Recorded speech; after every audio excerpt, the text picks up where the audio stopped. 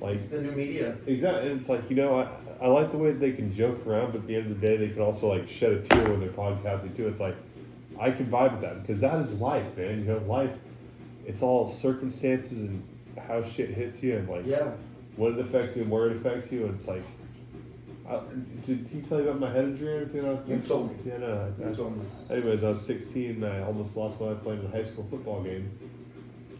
They told my folks there's a 0.0% chance to live through the night.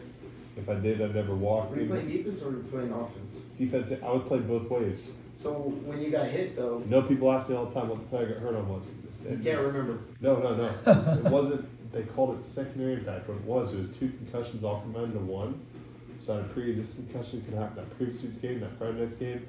Could have happened that previous week in practice. We don't know when the first one actually happened.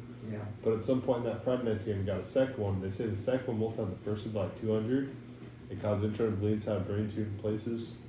I told my folks the first time I was in coma, they said, folks, we don't want you to get your hopes up. There's a 0.0% chance your boy lived through the night. If he does, never walk in, never talk, he's going to be a vegetable. You're a miracle, bro. You're like the God. breakthrough, bro. You need your own movie. You Yeah. need your own movie, bro. That's sad. I can imagine your mom, bro. Like, Dude, my mom and dad stood by the side through hell and back, and I want a relationship like theirs someday because they've watched their son almost die, and it's like that's when you have love, and like you find that mental connection with somebody where it's like, because my mom has changed like physically how she looks. She blew out her knee riding a bike when she was in high school, in college. She got hit by a semi truck. No, that's me. Anyway, but she fucked up her knee and she hit a sprinkler head and fell off her bike. She hit a sprinkler head and he crashed her knee. And anyway, that fucked up her knee and everything. She didn't have surgery after that, so she has knee problems, knee pain still and everything. And so she gained 100 pounds after she had us kids and everything. But it's like, I love it because my dad, she's gained 100 pounds to say meant. It's like my dad doesn't care. He fell in love with the person mentally. He doesn't care that she doesn't look the same as she was when he first met her. He fell in love with the mentality that got him going. Yeah. And it's called character devotion.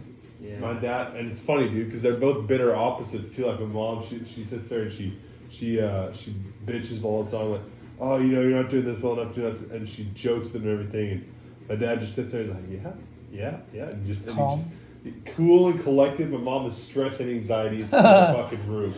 Hey, so what is about stability? You said you should have stability in life. Yeah, absolutely. I think people look for stability, which is comfort, bro. Yeah. I think couldn't resourcefulness and like resiliency, that's just my opinion, getting through The word things. stable comes from farming.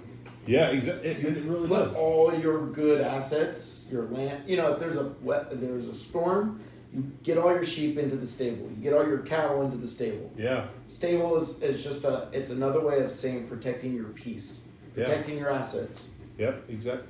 And just like we live in a very a day and age right now where it's like people don't appreciate what they have. Anything. They don't appreciate anything they have. For It's real. like, It's called the entitlement, bro, till it all appreciation is goes key. away. And it's like, I actually had a friend of mine point this out to me. He said, every time you start a sentence with those guys or them, Are you included?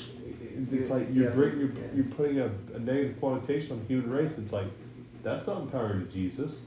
I like it. Like anytime you start a sentence of, oh, those guys, oh, these guys, them, they, it's like, just don't say it. If it comes out with negative connotation like that, just leave it alone. It's God will make it seem someday that they're wrong, and it's all a matter of perspective in this life, and Yeah.